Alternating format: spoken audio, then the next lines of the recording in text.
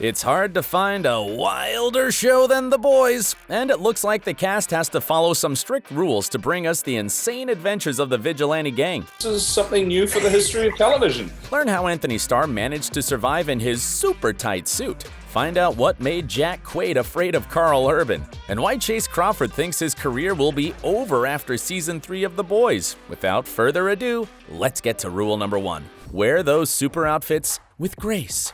Superheroes wouldn't look as impressive without their costumes, so it's not surprising that it takes quite some time to create the perfect look. For example, designer Laura Jean Shannon spent 6 months on Soldier Boy's outfit, but the costumes don't only look cool, they also tell a story. Sometimes it's literally woven into the fabric of the suits. You have to look really carefully, but Homelander's costume is made of a fabric pattern that's actually tiny eagles.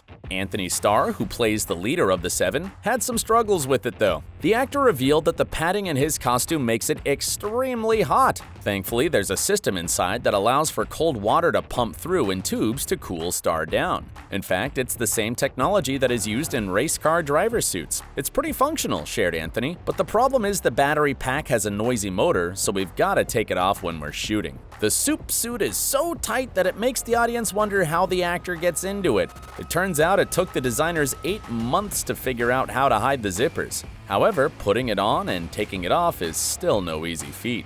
Just ask Erin Moriarty, who portrays Starlight. She revealed that the hardest thing about being a soup on TV is going to the bathroom. In her Starlight costume, it takes at least 25 minutes because it's so tight. And her microphone makes the whole process even more challenging. It's left me in positions where I've gone back to set and there have been articles on my costume that are a little wet, confessed Erin. So when it comes to the question of whose costume is the best, don't look for the answer among the soups. Me, because I just wear a jacket. Just a jacket. Still, Jack Quaid faced his own challenges, and he had to deal with them in order to follow rule number 2.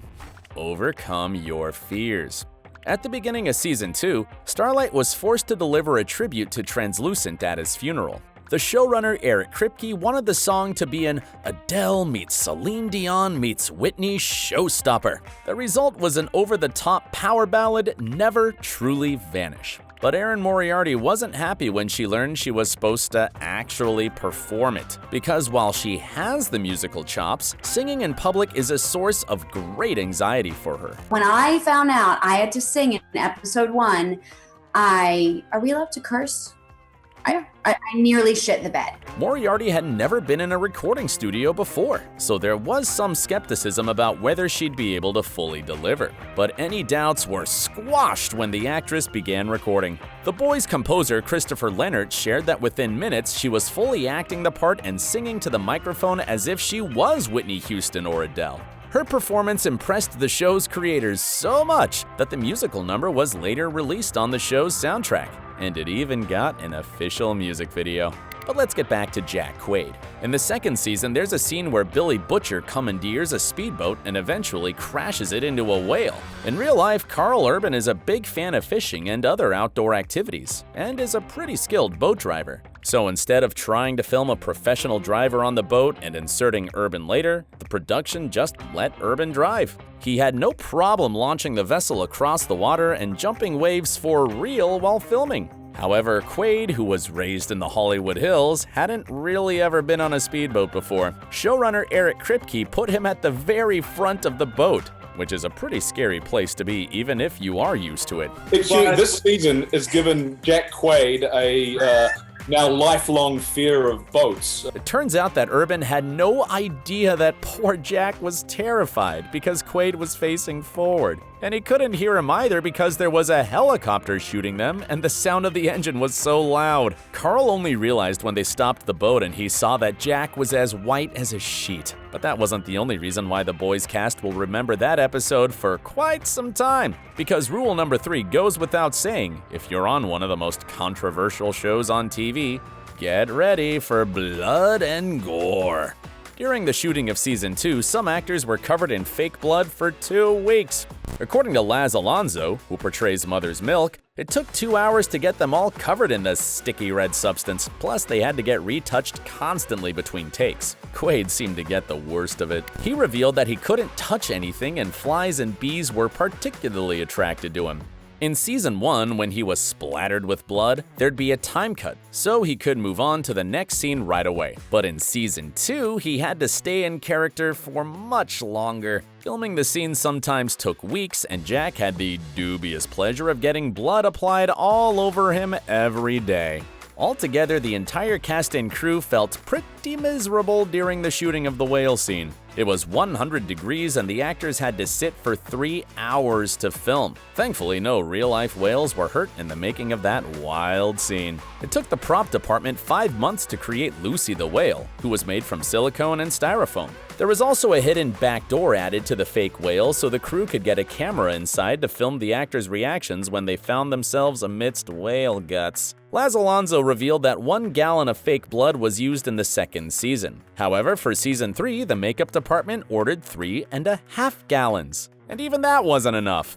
The season turned out to be so intense that they ran out of fake blood after filming just 3 of the show's new episodes. That means that the show is about to venture into new and more gruesome territory. And actors will probably have to learn some new tricks to impress their fans, which is, in fact, our rule number 4. Visit our awesome merch shop.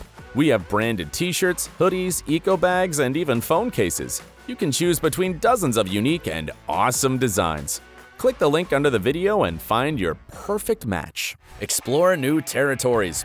Karen Fukuhara worked with a sign language expert to make up Kimiko's sign language. You might remember that Frenchie noticed that the way Kenji and his sister communicate was unlike any signs he'd ever seen. That's because they were created specifically for the show. Karen revealed that, through this experience, she learned how powerful the language is, and it became a totally new means of expression for her as an actress. In Season 3, the viewers will see that Kimiko and Frenchie's relationship deepens after she teaches him to sign. Surprisingly, they showcased it through dance. One of the boys' new episodes will actually feature a musical number, and the two are the stars.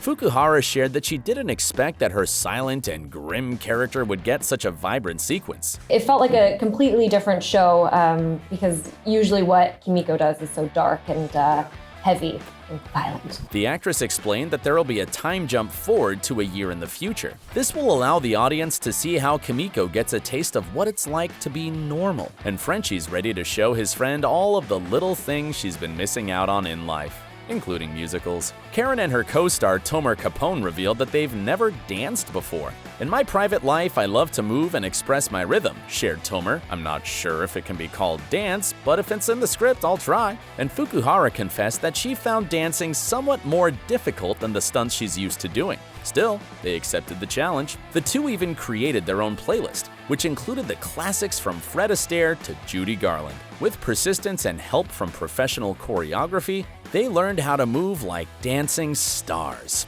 But that definitely wasn't the craziest thing the cast had to get through. After all, when you sign up for a show like The Boys, you'd better be prepared to follow rule number 5.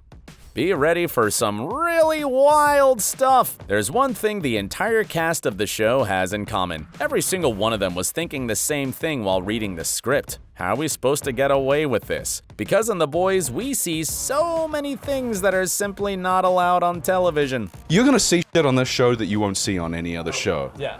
That is a guarantee. Karen Fukuhara revealed that she was reading the original comic books on a plane, and she actually had to stop at one point as she could just feel the stares of the people around her. And I had to stop in the middle of reading it because I got so embarrassed. But it's Chase Crawford who arguably gets the most awkward scenes on the show as the Deep.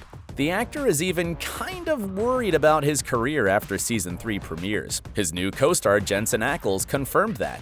He was just reading some weird stuff in the script when he received a text message from Crawford. It was something like, "I don't know how I'm gonna be able to work after this," recalled Jensen. Well, Chase got exactly what he wanted. After years spent as the Gossip Girl's resident rich guy hunk, the actor wanted to work on something really different, and the role on The Boys gave him enough bizarre moments to stretch his acting muscles. In Season 1, his character was outed as a sexual predator. In the second, the Deep found his way into a cult and even talked to his own gills, that is, not to mention the attack from one of his one-night stands, so who knows what horrors await him in Season 3. The trailer doesn't give much away, although some fans presume that the Deep is going to make his way into the adult film industry. That goes well with Eric Kripke's promise to bring in even more shocking content to the series, and the best example of this will most probably be seen in the episode called Herogasm. The title comes straight from the comics, but the showrunner revealed that not all of the storylines were adapted for the series. However, it was only because they didn't align well with the direction of the season. Support OSSA by sending a super thanks. Just click on the thanks button under the video and choose an amount to donate. Stay awesome, and remember, we value each one of you. Anyway, even with this exception, Kripke is quite happy with the provocative material he managed to put on screen. If you were to ask the Amazon executives, they would deny it, he shared, but I feel like it was, in a strange way, a reward for 2 seasons of a successful show. That's about all the rules for The Boys' incredible cast, and you're welcome to check out our other videos about them. Thanks for staying awesome.